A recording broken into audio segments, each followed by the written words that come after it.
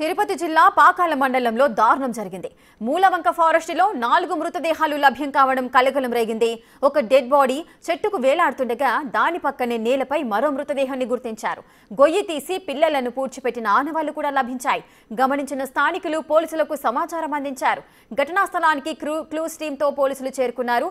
ప్రస్తుతం మృతదేహాలు కుళ్లిపోయిన స్థితిలో ఉన్నాయి. కేసు నమోదు చేసిన పోలీసులు దర్యాప్తు చేపట్టారు.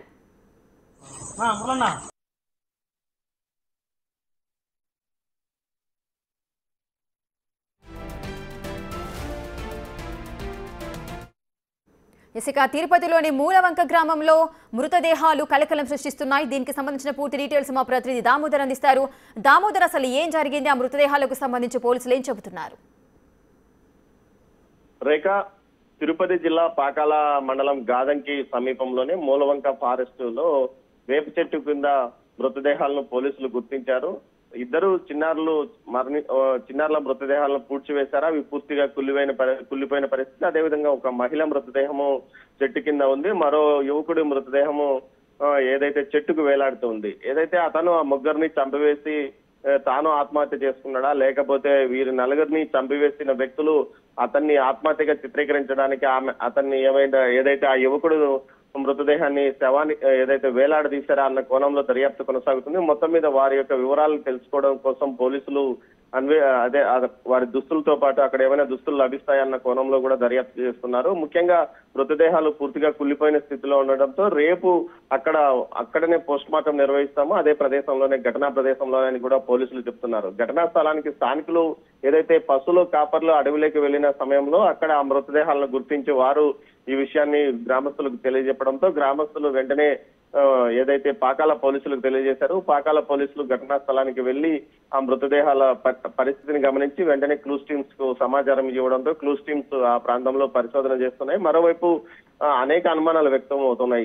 ఇది వీరు స్థానికులా, లేకపోతే బయట వ్యక్తులా, లేకపోతే బయట నుంచి ఎవరైనా వచ్చి వీరిని హత్య చేశారా, లేకపోతే ఏదైనా కారణం ఉందా అన్న కోణంలో కూడా దర్యాప్తు చేస్తున్నామని పోలీసులు చెప్తున్నారు. ఏదైనా కానీ పోస్ట్ మార్టం పూర్తయిన తర్వాతనే పూర్తి విషయాలు బయటపడతాయి. అందులోపల వారి యొక్క ఆనవాళ్ల ద్వారా వారి సమాచారాన్ని తెలుసుకోవడానికి ప్రయత్నిస్తున్నామని కూడా పోలీసులు అంటున్నారు.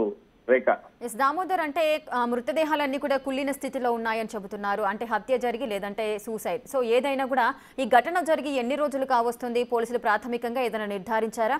అసలు ఎందుకు ఇన్ని రోజులు పట్టింది బయటికి రావడానికి ఈ విషయం? అంటే అది మొత్తం అడవి ప్రాంతమా?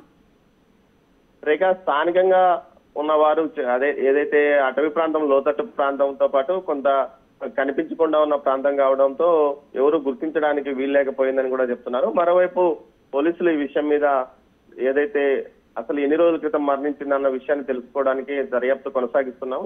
ఈ డాక్టర్లు పోస్ట్ మార్టం తర్వాతనే విషయం బయటపడుతుందని చెప్తున్నారు. అయితే పిల్లల మృతదేహాలతో పాటు అటు మహిళ మృతదేహం పక్కన చెట్టు కింద మహిళా మృతదేహం ఉంది. అదేవిధంగా యువకుడు మృతదేహం వేలాడుతూ ఉన్న పరిస్థితి, ఇద్దరు పిల్లలను పూడ్చివేసిన పరిస్థితి. అయితే తల్లిదండ్రులే ఇద్దరు పిల్లలను హత్య చేసిన తర్వాత ఏదైతే ఆత్మహత్యకు పాల్పడ్డారా, లేకపోతే ముగ్గురిని చంపి అతను ఆత్మహత్య చేసుకున్నాడా, లేకపోతే వీరందరినీ చంపిన వ్యక్తులు ఏదైతే ఆత్మహత్యగా చిత్రీకరించడానికి ప్రయత్నం చేస్తున్నారా అన్న ఈ 4 కోణాల్లో దర్యాప్తు కొనసాగిస్తున్నామని కూడా చెప్తున్నారు. మొత్తం మీద అయితే పోస్ట్ మార్టం పూర్తయిన తర్వాత క్లూస్ టీమ్స్ ద్వారా వారి ఆనవాళ్లు గుర్తించిన తర్వాత అసలు విషయం బయటపడుతుందని మాత్రం పోలీసులు చెప్తున్నారు. రేఖ.